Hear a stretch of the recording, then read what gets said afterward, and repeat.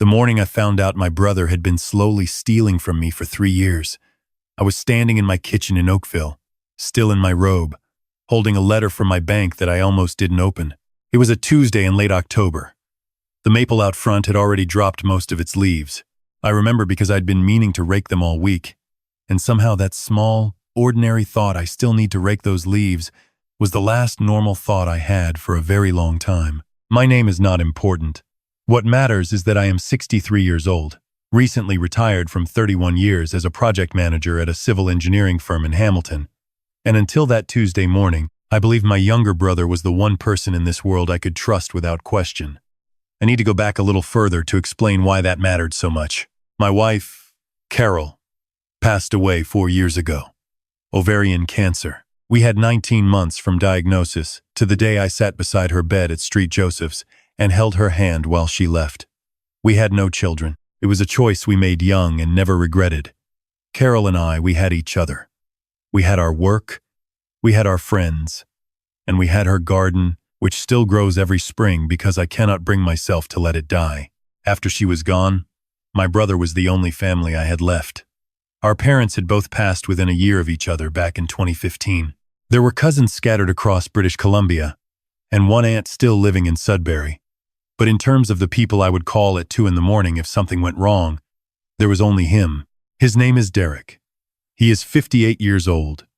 He has an easy smile and a firm handshake, and he has been borrowing money from people his whole life and calling it something else.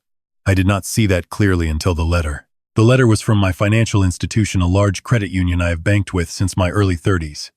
It was a routine summary, the kind I usually glance at and file.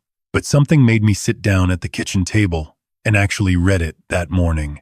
Maybe it was Carol's voice somewhere in the back of my mind, the practical, clear-eyed part of her that always told me to read the fine print. Whatever it was, I sat down, unfolded the paper, and read it from top to bottom. There was a line item I did not recognize. A pre-authorized transfer. Monthly.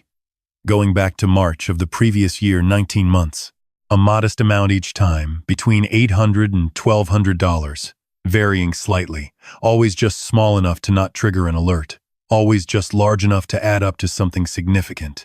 I got my reading glasses and read it again. The account it transferred to was one I did not recognize, but the name on the authorization form, which I requested from the credit union that same afternoon, was mine, except I had never signed it. I want to be careful about how I describe what I felt in that moment, because it was not what I expected. I have heard people describe betrayal as a sudden heat, a wave of anger that crashes over you all at once. What I felt was cold, quiet, a kind of stillness. The way the air feels just before a serious storm moves in off Lake Ontario, the pressure drops, and the birds stop singing, and the whole world seems to be holding its breath. I sat at my kitchen table for a long time. Then I called my branch and asked to speak to the fraud department. The woman I spoke to was calm and professional and took my information carefully. She told me to bring in the original letter and my identification and that they would open an investigation. She also told me gently, in the way that people tell you something they know will land hard, that based on the account number, the receiving account had been opened at a different branch of the same institution approximately 20 months ago. 20 months ago, my brother had helped me with the paperwork to set up automatic transfers for my utilities after Carol passed. I had been struggling to manage the household alone, and he had volunteered to come over and help me organize things. I remember making tea. I remember being grateful. I remember trusting him completely. The total amount transferred over those 19 months came to just over $22,000. That is not my life savings. I am fortunate Carol and I were careful with money, and my pension from the firm is solid. But $22,000 is not nothing, and the money itself, I came to understand, was almost beside the point. I did not call Derek that day. I did not call him the next day either. I called my lawyer instead, a woman I had used for Carol's estate, sharp and no nonsense, who practices out of a small firm in Burlington. I told her everything. She told me to write down every detail I could remember about the day Derek had helped me set up the transfers. Every detail. What time he arrived, what we talked about, whether anyone else had been present. No one else had been present.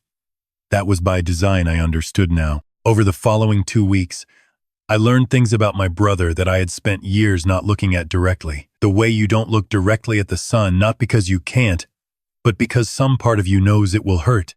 Derek had never been financially stable. In our 20s and 30s, I had attributed this to bad luck, a business that didn't work out, a divorce that cost him, a series of jobs that didn't pan out.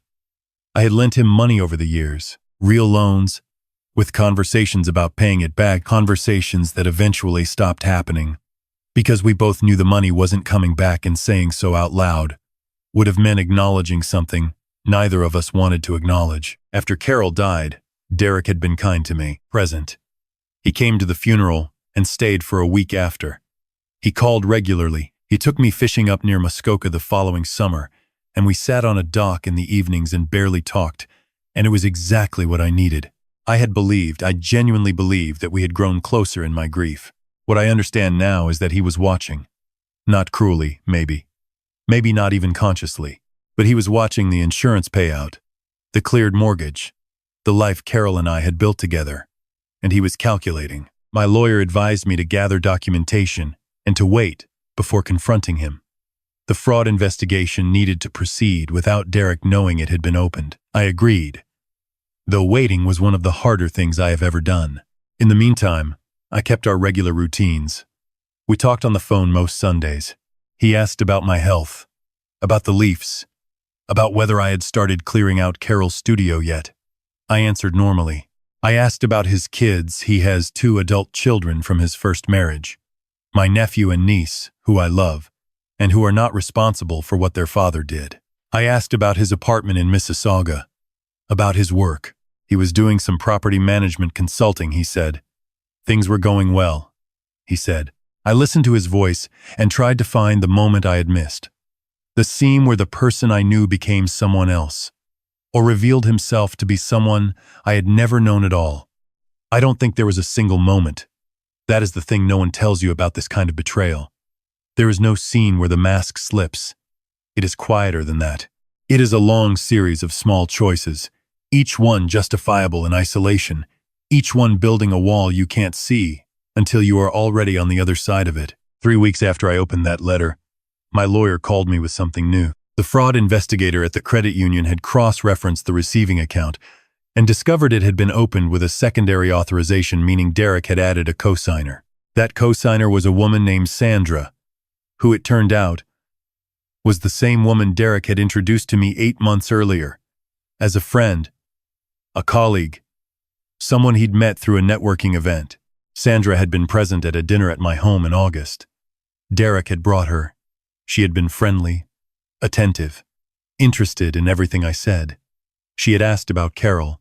She had asked about my retirement plans. I thought about that dinner for a long time after I learned her name was on that account. I thought about how she had excused herself to use the washroom twice during the evening, and how both times she had gone upstairs rather than using the powder room on the main floor that I had pointed out when they arrived. I thought about the follow-up message she had sent me 2 days later, a warm note, thanking me for a lovely evening that now read, in memory, like a courtesy extended to a Mark who didn't know he was one. I was angry then. The cold stillness had finally cracked. I went out and raked the leaves, all of them, the whole front yard, in the dark, under the porch light, until my shoulders ached, and the bags were piled at the curb and there were no leaves left. Then I went back inside and waited. The investigation moved faster after Sandra's involvement was confirmed. My lawyer was in regular contact with the fraud team, and by late November, the picture was becoming clear. The account had been used as a pass-through. Money came in from my account and was withdrawn in cash within days. No traceable destination, but the authorization signature, examined by a forensic document examiner the credit union brought in, was a forgery. A careful one, but a forgery. I had not signed anything. Derek had sat at my kitchen table with my tea going cold beside him and had forged my signature on a document that gave him access to my money, and then he had taken it, month after month, while calling me on Sundays and asking about the Leafs. My lawyer had a conversation with me that I needed to have. She laid out my options plainly, the way Carol used to lay things out, no softening, no hedging, just the landscape as it was. I could pursue this civilly, try to recover the money, possibly avoid the criminal route if Derek agreed to repay and sign a formal acknowledgement, or I could cooperate fully with the fraud investigation and let it go where it went. I did not hesitate. I told her to cooperate fully. I need to explain why. Because some people in my life, the few I eventually told, thought I should have given Derek a chance to make it right quietly. He is family, they said. Think about your nephew and niece. Think about what a criminal record does to a person. Here is what I thought about. I thought about Carol's insurance settlement, which was the money Derek had been taking from. Not technically. In the legal sense, the money had long since been folded into my general accounts. But in my mind, in my heart, that is where it came from. It came from 19 months of watching my wife die, and the payout that followed, and the years of work we had done together to build a life. And he had taken it from me while pretending to grieve with me. I am not a vengeful man. I don't believe in punishment for its own sake, but I believe in accountability. I believe there are things you do not do to people, and that doing them should have consequences, and that looking away from the consequences in the name of family is its own kind of cowardice. So I cooperated. In early December, the Ontario Provincial Police Financial Crimes Unit became involved. My lawyer had dealings with them before and navigated the process carefully. I gave a full statement. I provided every document I had. I answered every question. Derek was interviewed by investigators in mid-December. He denied everything, initially said the signature must have been a mistake, said I must have signed something without reading it, said there had to be an explanation. He called me 2 days after his interview, on a Sunday, as usual, and his voice was the same easy voice it had always been, and he said he'd heard from the police, and it was all some kind of misunderstanding, and he was sure we could sort it out. I let him talk. Then I said quietly that I knew what he had done, that I had known for 2 months, that I had not called him to confront him, because I had been advised not to, and because I was not sure I could have that conversation without losing something I could not get back. He was silent for a long time. Then he said my name. Just my name. The way he had said it when we were children, when something had gone wrong and he needed me to fix it. I said I was sorry it had come to this. I said I hoped he would be honest with the investigators. And then I ended the call and sat in Carol's chair by the window and watched the snow come down on the yard until it covered everything. Sandra was arrested in early January. Derek was arrested 2 weeks after that. The charges were fraud over $5,000 and forgery. Derek's lawyer negotiated with the Crown. In March of the following year, Derek pleaded guilty to the fraud charge. Sandra pleaded guilty as well. Derek received a conditional sentence, 18 months to be served in the community, with conditions including repayment of the full amount, 200 hours of community service, and a prohibition on acting as a signing authority for anyone else's financial accounts for 10 years. Sandra received a slightly longer conditional sentence, given that the receiving account was in her name, and she had been the primary beneficiary of the cash withdrawals. I was present in the courtroom. I sat in the back. I did not look at Derek directly when they read the sentence, but at the end, when it was over and people were standing and gathering their things, he turned and looked at me across the room, and I did not look away. I don't know what he saw on my face. I hope he saw something honest. There is a detail I have not mentioned yet, and I want to mention it now, because it is the part of this story I think about most. When I first went to the credit union in October to report the fraud officer who handled my initial call was a man I'll call Raymond. That's not his real name, but he'll know who he is if he ever hears this. Raymond was a careful, thorough man who had worked in the branch's fraud department for over a decade. He was the one who pulled the original authorization form. He was the one who first noticed the inconsistency in the signature, that the pen pressure was different from my signature on file, that the loops in 2 of the letters didn't match my usual hand. He did not have to notice those things on the first look. It would have been easy to process my complaint and pass it up the chain without the careful attention he gave it. But he was the kind of person who does the work properly, because that is simply how he does his work. And because of that attention, the forensic examiner had a specific anomaly to examine. And because of that, the forgery was confirmed quickly and clearly. When the case concluded, I wrote Raymond a letter. I thanked him personally. I also made a donation in his name to a youth financial literacy program run out of a community center in his neighborhood, something he had mentioned once, briefly, as something he volunteered with on weekends. It was not a large gesture, but it was the truest one I knew how to make. He sent me a card in return. It said simply, "Glad we could help set things right." I have it on my refrigerator. I think about what this whole experience cost me and what it gave me, and I am still working out the balance. I lost a brother, or rather, I lost the version of my brother I believed in, and I am still grieving that loss, even though I know it was a loss of something that may not have been real. I lost the comfortable certainty that the one person left in my immediate family was who I thought he was. What I kept was something harder to name, a kind of clarity, a knowledge of my own limits, how long I can hold something before I need to act, what I am and am not willing to trade away in the name of keeping the peace. I also kept something I didn't expect, the knowledge that strangers can be good to you, that a man doing his job carefully in a fluorescent-lit office can change the course of things.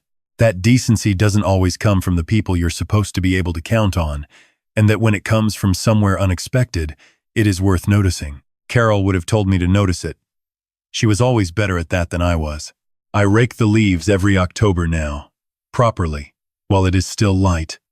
I have learned not to leave things until later. The garden is coming in well this spring. The peonies especially. Carol always said peonies were stubborn, and she meant it as a compliment. I think I understand that now better than I did before. If you are watching this, and there is something you have been looking away from something in your accounts, your paperwork, a relationship where the trust has started to feel thin, I am not here to frighten you. I am here to say that looking directly at it is survivable. It is harder than not looking, but it is survivable. And sometimes, on the other side of it, there is something unexpectedly clean.